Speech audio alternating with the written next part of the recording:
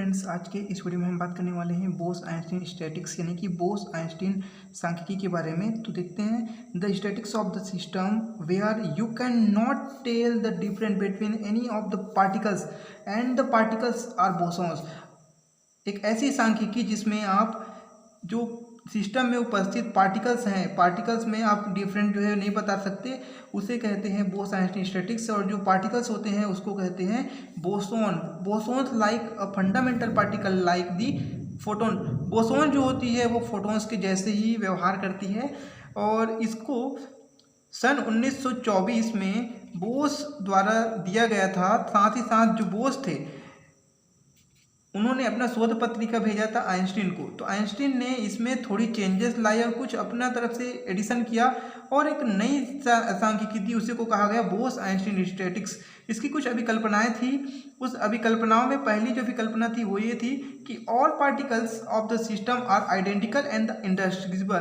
कहने का मतलब ये है कि कोई सिस्टम नहीं, इस तरीके से उस सिस्टम में जो पार्टिकल्स होंगे वो लगभग एक जैसे होंगे और उनमें जो है कोई भी अंतर हम स्पष्ट नहीं कर पाते हैं।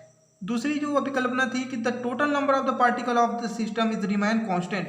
मतलब कोई भी सिस्टम है इस तरीके का, उस सिस्टम में जो total number of the particles होंगे, जितने भी नंबर ऑफ द पार्टिकल्स हैं वो कांस्टेंट रहेंगी। साथ ही साथ तीसरी जो प्रॉपर्टीज में मतलब अभिकल्पना दी गई थी वो थी कि कोई सिस्टम है, उस सिस्टम की जो एनर्जी है वो भी कांस्टेंट होगी। The total energy of the system remains constant. Fourth अभिकल्पना दी गई कि the spin of the particles of the system is zero. मतलब किसी भी सिस्टम में जो पार्टिकल्स होंगे उसका स्पिन क्या होगा, जीरो होगा। यानी कि जैसे कि स्पिन हम क्या देखते हैं, प्लस हाफ 1/2 इस तरीके से देखते हैं, तो इसमें ये चीज़ नहीं होगा। पॉली का अपवर्जन सिद्धांत यहाँ पर वर्क नहीं करेगा। फिफ्थ चीज़ इसमें बताई गई कि the volume of the phase cell in the phase space is constant. यानी कि इस तरीके से हमारा कोई 6 डायमेंशनल कोई स्पेस है, 6 डायमेंशनल की स्पेस में हम कोई एक फेस सेल ले लें, उस फेस सेल का अगर हम वॉल्यूम देखेंगे तो वॉल्यूम कांस्टेंट रहता है। चाहे उस फेस सेल में कितने भी आप जो है पार्टिकल्स रहे हो, वहाँ कितने भी पार्टिकल एग्जिस्ट करते हो, उससे कोई फर्क नहीं पड़ेगा। उसमें जितने भी पार्टिकल्स होंगे वो उसकी संख्या कांस्टेंट रहेगी।